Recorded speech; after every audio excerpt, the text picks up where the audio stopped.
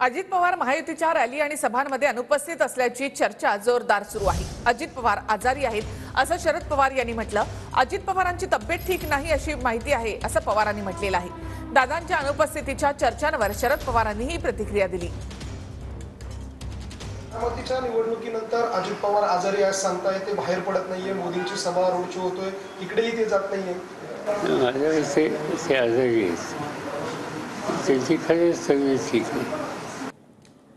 आणि आता महत्त्वाच्या 25 बातमी आपण पाहूया। मुंबईमध्ये शिवाजी पार्कमध्ये उद्या नरेंद्र मोदी यांची सभा। राज ठाकरे आणि मोदी महायुतीच्या प्रचारासाठी उद्या एकाच मंचावर येणार। बाळासाहेब ठाकरे स्मारकाच्या बाहेर पंतप्रधान मोदींचे बॅनर। दादरच्या शिवाजी पार्कातील मोदींच्या सभेची जय्यत तयारी सुरू। परिसरामध्ये मोठमोठे कटआउट्स आणि बॅनर लागले। अजित पवार उद्याच्या शिवाजी पार्कवरील सभेला उपस्थित राहणार। उद्या मोदी आणि राज ठाकरे पहिल्यांदाच व्यासपीठावर एकत्र येणार।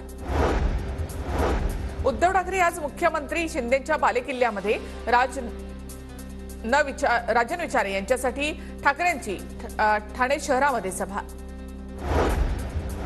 महायुतीचे उमेदवार श्रीकांत शिंदे यांचा संकल्पपत्र प्रसिद्ध। संकल्पपत्रामधून कल्याणसाठी विविध विकास कामं करण्याचं आश्वासन।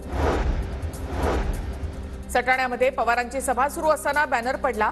सुदैवानं कुणालाही दुखापत नाही। पवारांनी भाषण थोडक्यात आवरलं। 4 जून नंतर ठाकरेंची सेना आणि पवारांची राष्ट्रवादी पुन्हा फुटणार। अनेक जण संपर्कात। आमदार, नेते आणि कार्यकर्ते पक्ष सोडणार। भाजप नेते मोहित कंबोज यांचा दावा। मोहित कंबोज भाजपचा दलाल, त्याचा ऐकण्याची गरज नाही। कंबोज यांच्या ठाकरे गट आणि शरद पवार गट पुन्हा फुटणार या वक्तव्यानंतर अंबादास दानवे यांची टीका। फडणवीसांनी माझ्यावर खोटे आरोप केले, मला अटक करायला लावली।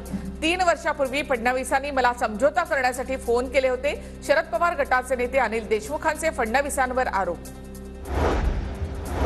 शांतिगिरी महाराजांना पंतप्रधान मोदींच्या भेटीचं होतं निमंत्रण। गिरीश महाजन यांनी दिलं होतं भेटीचं निमंत्रण, तर मतदारसंघामध्ये फिरत असल्यामुळे मोदींची भेट घेऊ शकलो नाही। शांतिगिरी महाराजांकडून स्पष्टीकरण आलं। शांतिगिरी महाराजांनी नाशिकमध्ये काढली सायकल रॅली। रॅलीमध्ये महाराजांनी स्वतः चालवली सायकल। नाशिकमध्ये प्रचाराचे शेवटचे 2 दिवस बाकी।